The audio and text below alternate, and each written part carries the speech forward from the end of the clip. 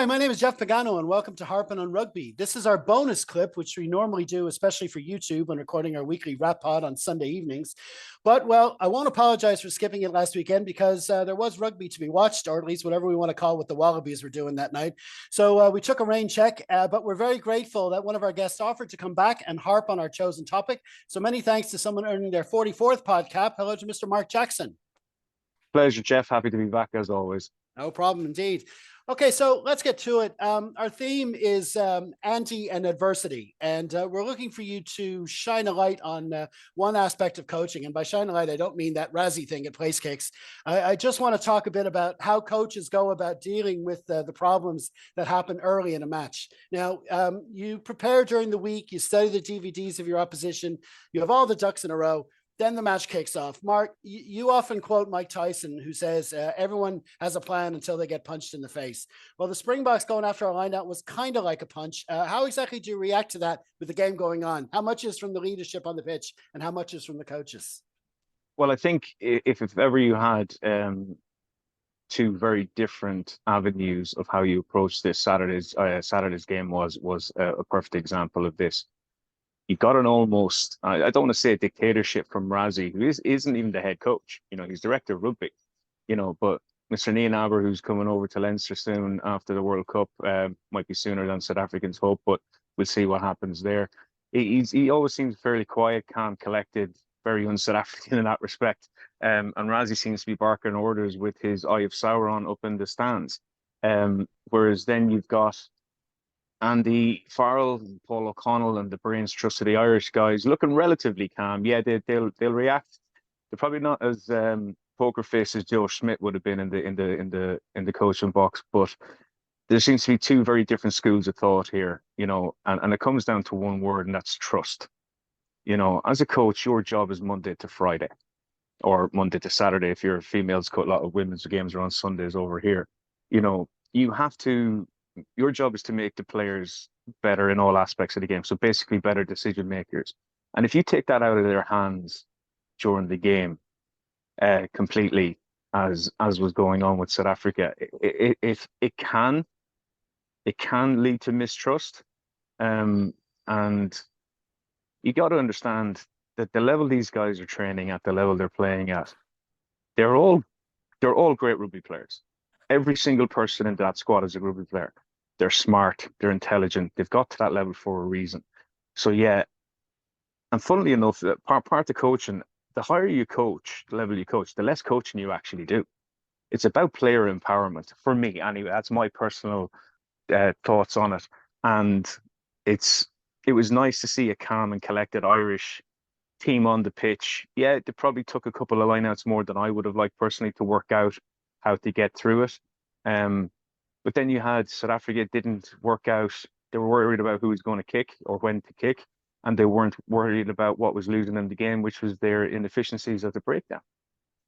So there's different ways of getting messages onto the pitch. The ball boys, as we've seen, and the water boys, as we've seen, Razzie been in certain cases. And yeah, Andy Farrell would probably be mic'd up to one of the players that's carrying on waters. He might say to Johnny, let's kick it a bit more for 10 minutes. Let's have a look at this and that. But at the end of the day, you have to trust your players. You have to trust that the work you've done during the week is enough to get them through. And not just during the week. You've done it for a 4-year cycle in terms of World Cup, or you've done it on a prolonged camp leading into Six Nations or an autumn series of internationals.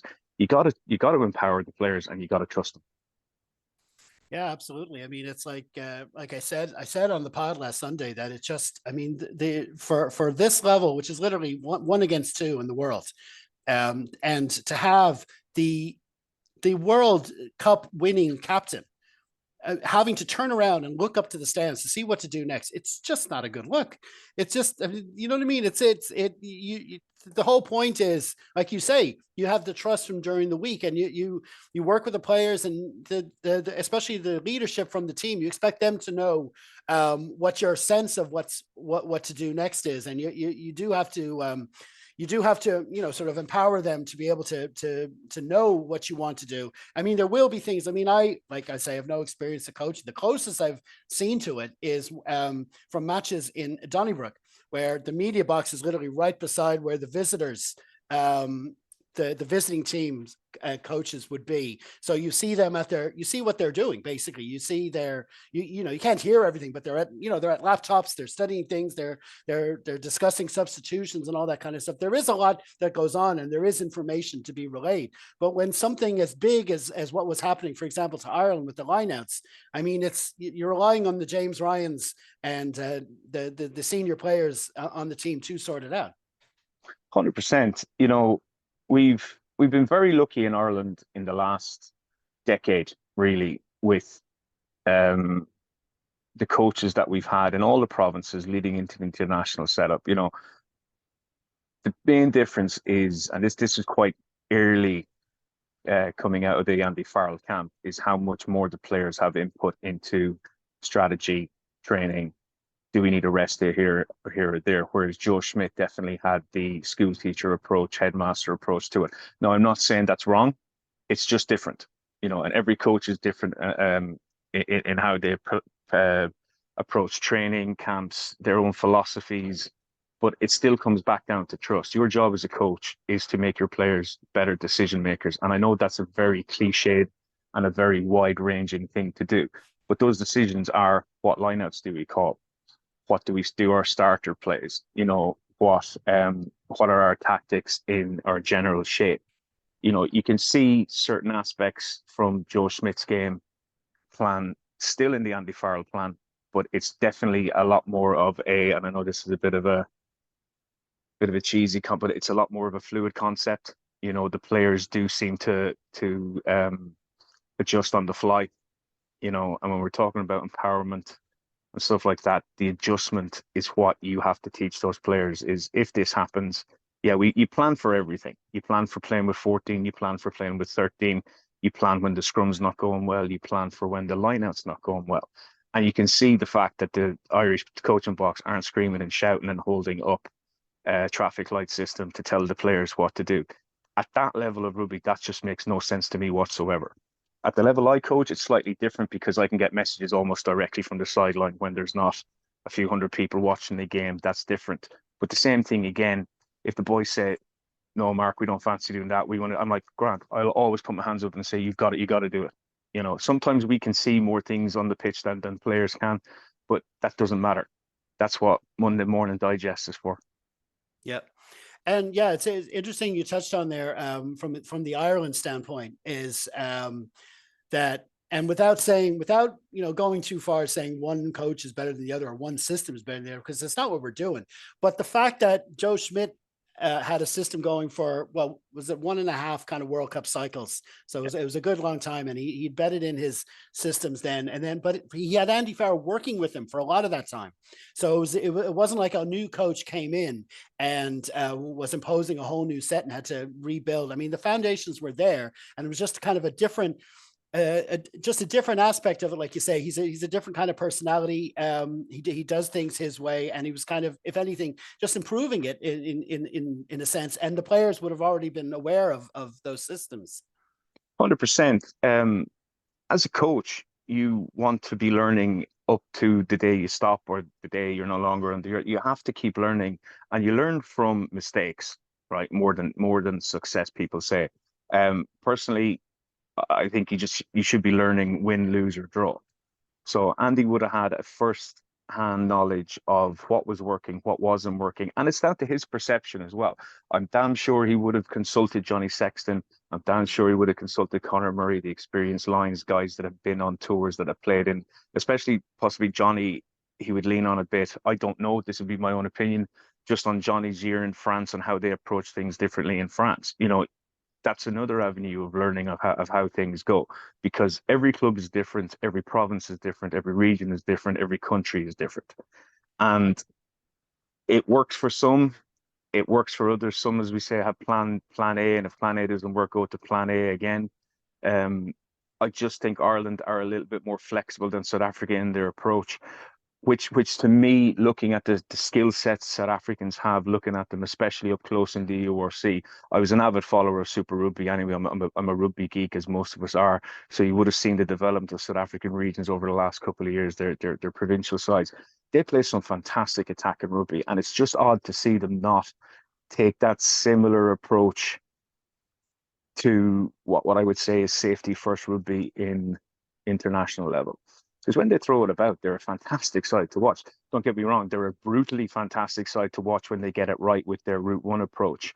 But their kicking game is not up to standard for that Route 1 approach at the moment. And I don't want to say it's arrogance, but there's a touch of arrogance there that they can change how to play. It'll be interesting to see how they go this weekend with so many changes and other people covering positions. And will they learn from their perceived mistakes this weekend is what we'll see down the road. A lot of their fans are very confident of still going on to win the World Cup, and they've done it before after a loss in a pool stage. But we didn't play brilliantly. We played manfully. We played bravely. No doubt about it. It was one of the toughest test matches anybody has watched. And you can just see that from the feedback on social media. But we have a lot we can improve on, and we have a lot we can adapt to as well. So the next time we play South Africa, if it is, it'll be in the final. And I expect nothing but another sort of clash of styles, both on the pitch and in the coaching box. Absolutely. And just one more aspect of this coaching. I mean, like when we're talking about fixing problems here earlier match, so obviously the best time to deal with something when you have a direct with coaches and the players is obviously halftime. So to what extent is that a factor? I mean, we've seen the extremes. We've seen Cardiff in 2011, but that's an extreme example. But I doubt no matter how a game is going, there's always something to be talked about, something to be tweaked, some avenues to be tweaked. That's part of the coaching process as well. In the first half is just preparing to how to handle that bit of halftime team talk. Yeah, at sort of professional level, you get your good 15 minutes. So you probably we get sort of 10 minutes at our level. What I do personally is I let the players talk amongst themselves for a couple of minutes in their backs and forwards. If we have a backs coach with the backs, we go with the backs and vice versa.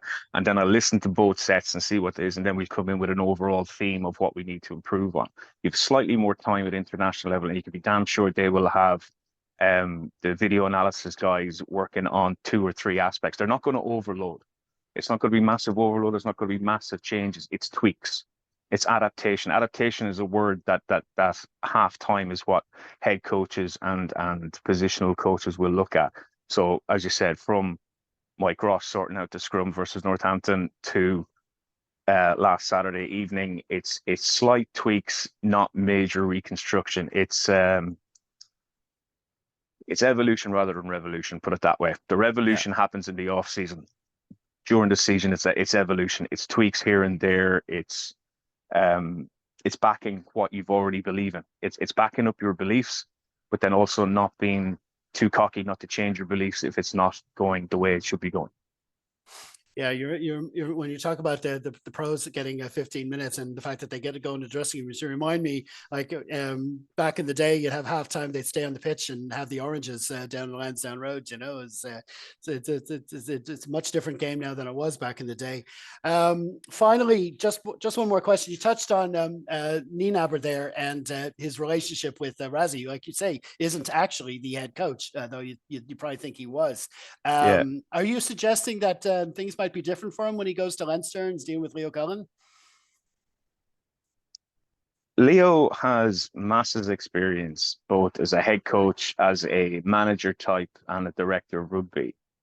One thing I love about Leo is he's never been afraid to bring in new people and new ideas.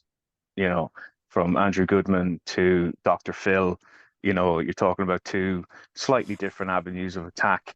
And now I don't think we've ever had as a defensive minded coach as Nienaber has been.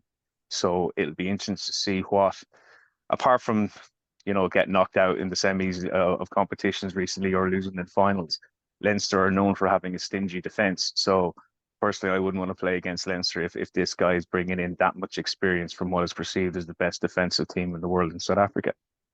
Absolutely. And I mean, we're talking earlier about building on foundations, and that's exactly what he'll be doing.